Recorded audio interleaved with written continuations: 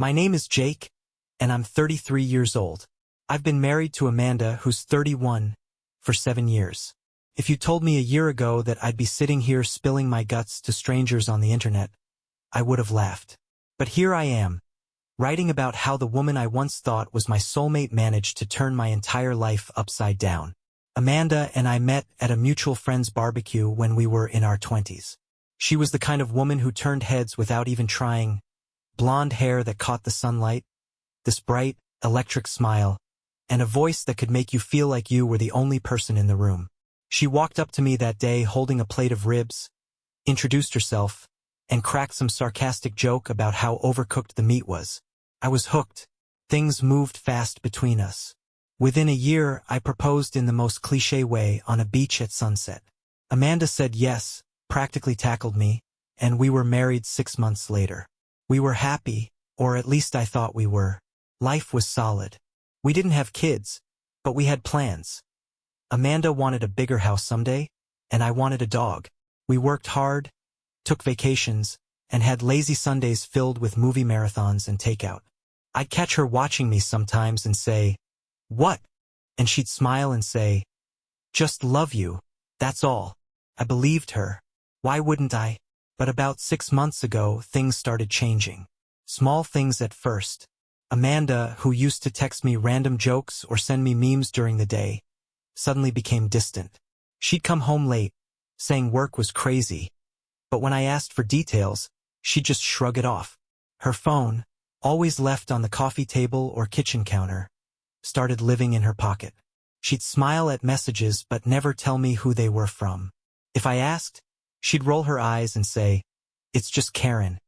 Her coworker I'd never met. Felt like there was this wall between us.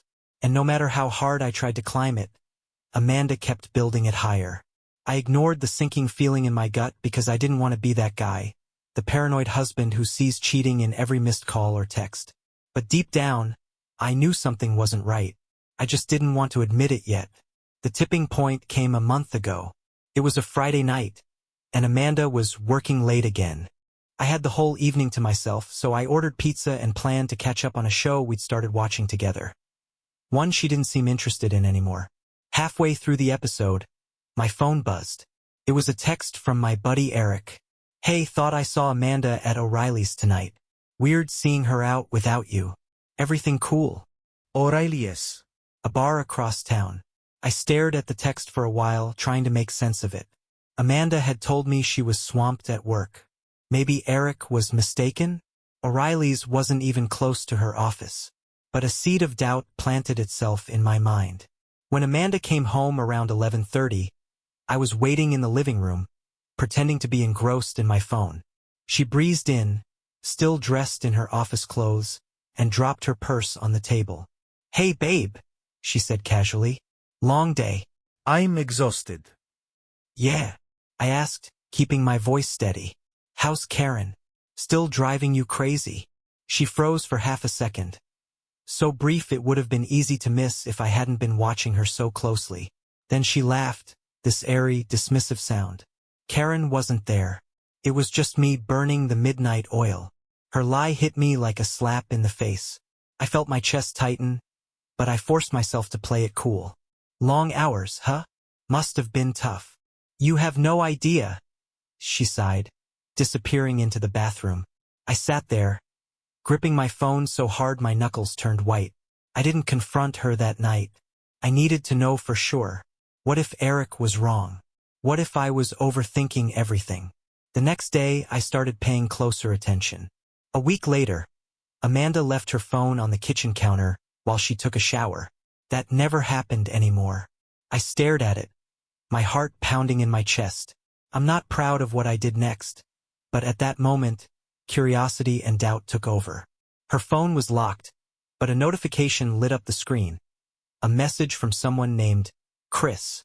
It read, "Last night was amazing. Can't stop thinking about you." My stomach dropped. I felt like the floor had been ripped out from under me. My hands were shaking as I stared at the screen. This couldn't be real. When Amanda came out of the bathroom, towel drying her hair, I was sitting at the table holding her phone. Her eyes widened when she saw me, And for the first time in our marriage, I saw fear flash across her face. "What the hell is this?" I asked, holding up the phone. She froze. Then she smiled. Actually smiled and said, "Oh, come on, Jake. You're being ridiculous. That's just Karen's brother. We've been texting about a surprise party for her. Don't overreact." I wanted to believe her. God, I wanted to. But that sinking feeling wouldn't go away. "Show me," I said. "Show me the messages." Her face darkened. She snatched the phone from my hand and shoved it into her pocket. "I don't have to prove anything to you," she snapped. "What's your problem? Do you not trust me?" The audacity of it took my breath away. She was angry at me, and all I could do was sit there, stunned. "You know what, Jake?" she said, her voice dripping with venom. "If you're going to act like this, maybe we do have a problem." She stormed out of the kitchen, slamming the bedroom door behind her. I sat there, numb. I knew then that my marriage would never be the same. After that argument, Amanda acted like nothing had happened. She was all smiles the next morning, kissing me on the cheek before leaving for work. But I couldn't shake the feeling that I was living with a stranger. I decided to do some digging. That night, while Amanda was asleep, I stayed up late scrolling through our cell phone bill. It listed every call and text sent or received. Sure enough, there were dozens of messages exchanged with a number I didn't recognize. Chris's number. Some of them were sent at 2 or 3 in the morning, long after I'd gone to bed. The next day, I called Eric, the same friend who'd texted me about seeing Amanda at O'Reilly's. "Hey," I said, trying to keep my voice casual. "Remember when you thought you saw Amanda at that bar? Are you sure it was her?" There was a pause on the line. "Yeah, man." I didn't want to pry, but she was with some guy. They were sitting pretty close, if you know what I mean. I clenched my jaw. "You sure it wasn't like a coworker or something?" "Jake," Eric said, his tone cautious. She was holding his hand. I hung up after that, barely muttering a thank you. My hands were shaking as I paced the kitchen. This wasn't paranoia anymore, it was real. I felt like the walls were closing in around me. The worst part was, Amanda was so damn convincing when she lied. She'd smile, crack a joke, and act like everything was normal. I almost wanted to believe her because the alternative was too painful. But now I had proof. I spent the next few days gathering more evidence. I started following her social media more closely, and sure enough, she'd posted photos of late nights at the office that didn't look like an office at all. Her excuses started falling apart. One evening, while Amanda was in the shower, I got bold. I went through her purse. Tucked in the side pocket was a receipt from O'Reilly's, dated the same night Eric had texted me. It was for 2 drinks and an appetizer. I took a photo of it with my phone. I wasn't just suspicious anymore, I was furious. 2 nights later, I confronted her. It was after dinner. We were sitting on the couch, and Amanda was scrolling through her phone, laughing at something. I waited until she was relaxed. Then I said, "So, how's Chris doing?" Her head snapped up. "What? You know Chris, Karen's brother? The one you've been texting at 2 in the morning." Her face turned pale. She quickly recovered, though, plastering on that confident smile. "Jake, I told you. That was about Karen's party." "Stop lying, Amanda," I snapped, louder than I'd intended. I pulled out my phone and showed her the photo of the receipt from O'Reilly's. What kind of work meeting involves holding hands and sharing drinks with another guy? Her jaw tightened, and for a moment, I thought she might finally tell the truth. Instead, she crossed her arms and glared at me. "You're spying on me now? That's disgusting, Jake. Don't turn this around on me," I said, my voice shaking with anger. "I'm not the one sneaking around with someone else." "Who is he? Amanda? How long has this been going on?" She stood up, towering over me. "You're acting crazy. If you don't trust me, then maybe we shouldn't be together." I laughed bitterly. "Trust you? You're kidding, right? You've been lying to me for months." "Amanda, don't act like the victim here." She didn't respond. Instead, she grabbed her purse and stormed out of the house. I didn't try to stop her. I sat there in the silence, my heart pounding. Part of me wanted to chase after her, but another part knew it wouldn't matter. Amanda wasn't ready to be honest, and I wasn't ready to keep pretending. That night, I realized I was done playing the fool. The house felt empty after Amanda stormed out, but I couldn't sleep. I stayed up, pacing the living room, my mind racing. What was I supposed to do now? Confronting her hadn't brought any clarity, only more questions. I was in the middle of trying to talk myself out of a second drink when headlights flashed through the window. My heart leapt. Amanda was back. Maybe she'd finally come to her senses and was ready to talk. But when I peeked out the curtain, I froze. It wasn't Amanda. It was Chris. I didn't know it was him at first, of course. All I saw was some guy getting out of a beat-up blue sedan. He looked to be in his late 30s, tall, with a scruffy beard and a smug expression that made my blood boil. He walked right up to the front door like he owned the place. My first thought was to ignore him, but then he knocked. Loud. Insistent. My hands were shaking as I opened the door. "Jake, right?" he said, as if we were old buddies. "We should talk." "Who the hell are you?" I asked, though deep down I already knew. He smiled, leaning casually against the doorframe.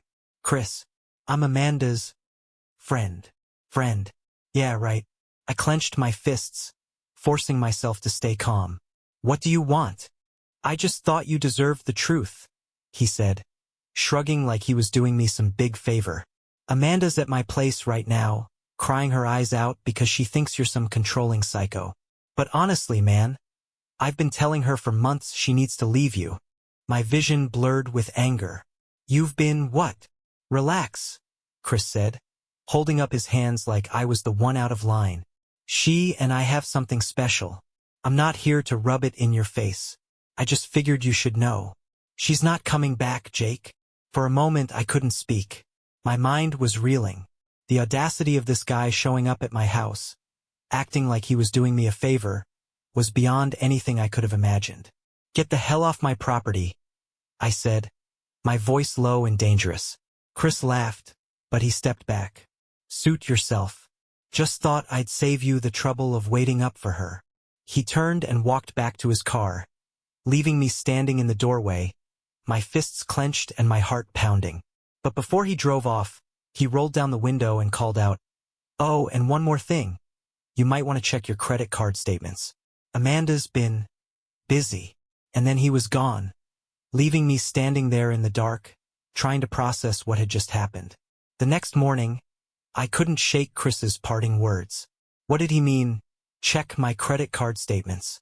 Amanda and I had always been open about finances, or at least I thought we had. I logged into my account and felt my stomach drop. Thousands of dollars were missing. Charges for hotel rooms, expensive dinners, spa treatments, all things Amanda had never mentioned. And then there was the kicker, a $3,000 charge for an engagement ring. I stared at the screen, my hands trembling. An engagement ring. Amanda wasn't just cheating. She was planning a whole new life. I called the jewelry store listed on the statement, pretending to be Chris. "Hey," I said, trying to keep my voice casual. "I just wanted to check on the custom engraving for the ring I bought." The clerk was eager to help. "Of course. Let me pull that up. Ah, here it is. To Amanda, my forever." Lovely choice. My blood turned to ice. Chris wasn't some fling, he was planning to propose. I hung up, my mind racing. I wasn't just angry anymore. I was done being played for a fool. I wasn't going to let Amanda and Chris get away with this.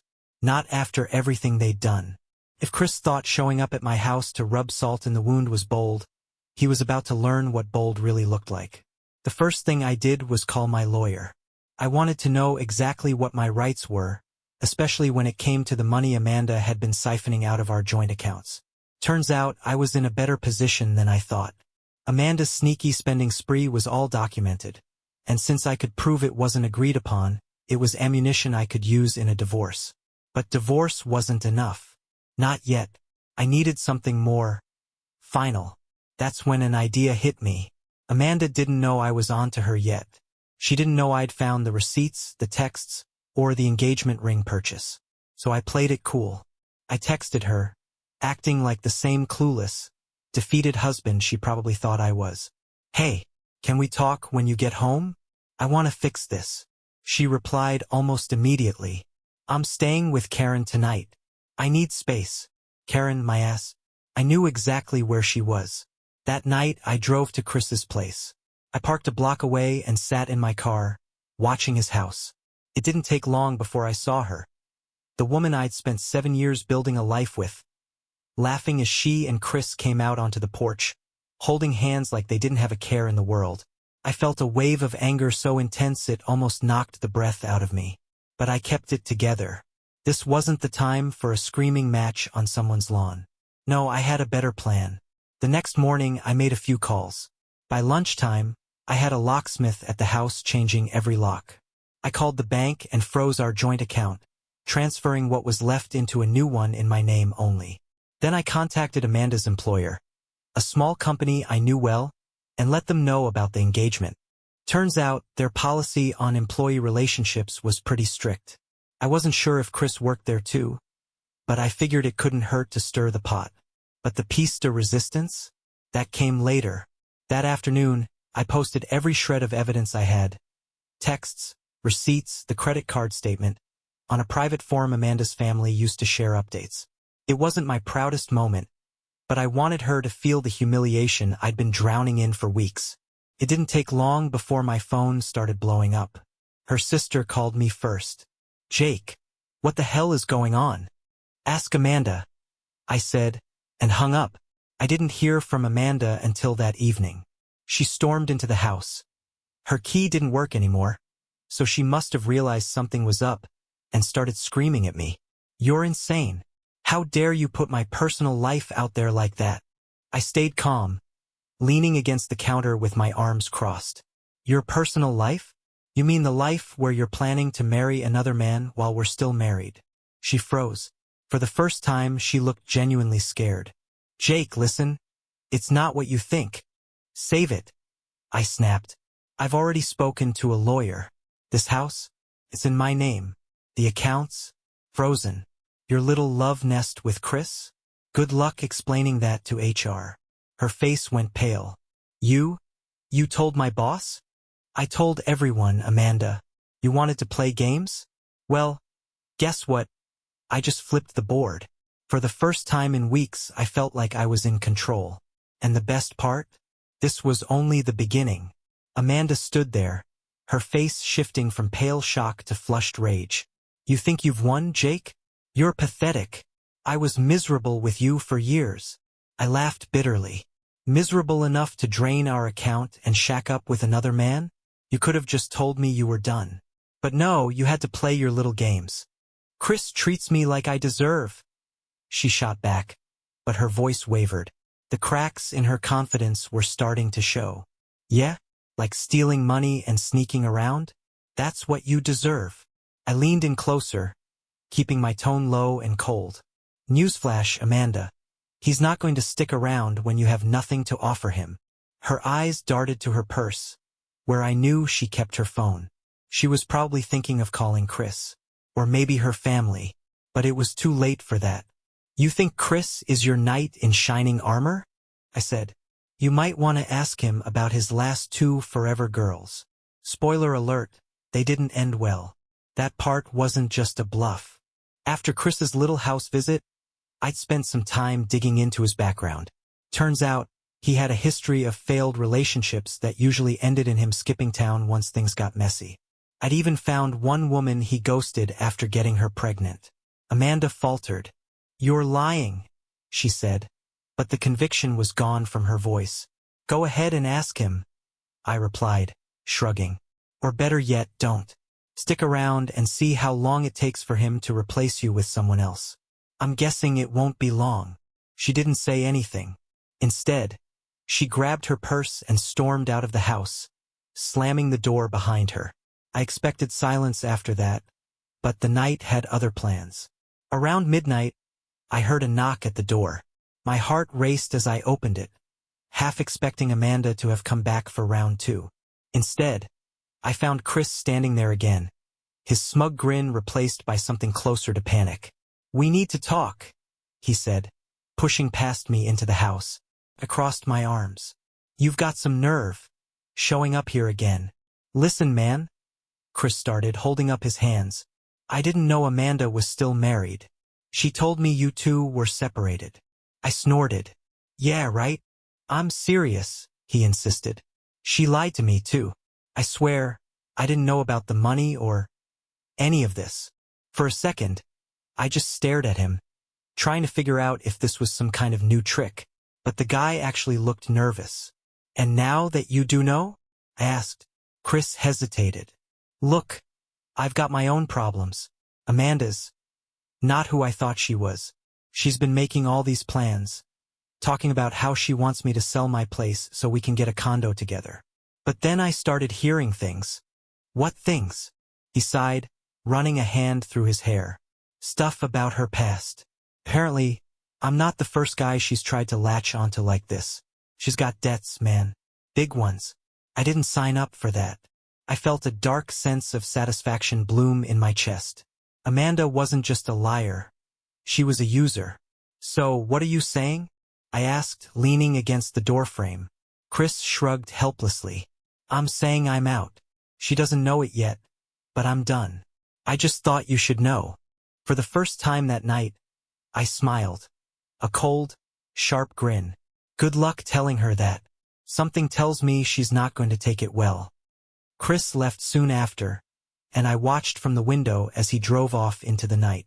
The next morning, I woke up to chaos. Amanda's car was parked in the driveway, and she was pounding on the door, screaming my name. Her hair was a mess, her makeup smeared, and her voice was hoarse. Jake, let me in, she cried. We need to talk. I opened the door just enough to look her in the eye. Chris dump you already? Her face crumpled, and for a moment, she looked genuinely broken. But I didn't feel pity. I didn't feel anything. You made your bed, Amanda, I said quietly. Now you can lie in it. And I shut the door in her face. I stood behind the door, listening to Amanda's muffled cries.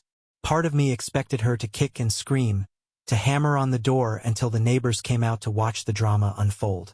But after a minute or two, the noise stopped.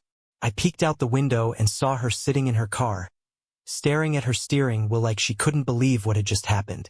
I didn't feel sorry for her. Not anymore.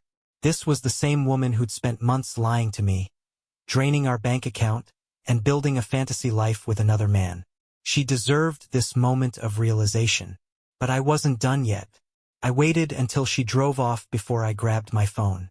I'd been holding on to a little ace in the hole, and it was time to play it. You see, during my deep dive into Chris's past, I'd come across something interesting. Chris wasn't just a serial cheater. He had a history of fraudulent business deals, unpaid debts, and even a pending lawsuit in another state. I didn't know if Amanda knew about any of this when she got involved with him, but I figured it was time the two of them learned just how much they had in common. I sent a single text to Amanda. Ask Chris about the lawsuit in Nevada. Maybe you two can split legal fees. It didn't take long for the fallout to start. Over the next week, Amanda's world began to unravel. Chris, true to his word, dumped her. But not before she tried to confront him about the lawsuit, and he responded by blocking her on everything. She came crawling back to her family, only to find that they weren't exactly thrilled with her behavior either. My little evidence dump on the family forum had done its job. She was the black sheep now. Meanwhile, I was busy putting the finishing touches on my own fresh start. My lawyer and I worked out a quick divorce settlement. Amanda got none of the money she'd stolen. Her antics were well documented, and my lawyer made sure she couldn't touch a dime of what was left. But the best part? I kept the house. The day Amanda came by to collect her things, I made sure I wasn't home. I didn't want to see her or hear any last-ditch attempts at reconciliation. I left her stuff packed in boxes on the porch with a note. Thanks for the memories. Good luck with your next victim.